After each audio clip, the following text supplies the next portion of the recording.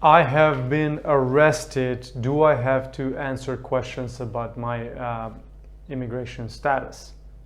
So if you are in a criminal violation and you're in custody, even from the moment when you begin to get arrested, you have the right to remain silent. Under the Miranda case, you have the right to remain silent and you have the right to an attorney. And so even when, even if ICE comes and asks you, or if they detain you or anything like that, you have the right to remain silent and you have the right to an attorney. And so, if something comes up when you're unsure or there's something that you're not comfortable with saying, especially things about your status, whether you have a legal status in the US or not, or other things that could compromise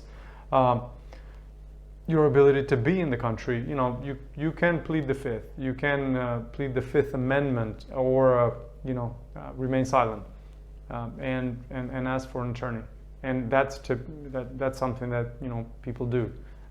And definitely do not sign anything that you don't understand. A lot of times ICE officials are known for having you sign a document or things like that, and just know that you don't have to sign anything you don't want to, and especially you don't have to sign something you don't understand. Just say abogado, or attorney, or some word to that effect, or I have the privilege to remain silent. I have the right to remain silent, not a privilege, it's a right. I have a right to remain silent, to ask for an attorney. And so just do that in the meanwhile. Thank you for watching.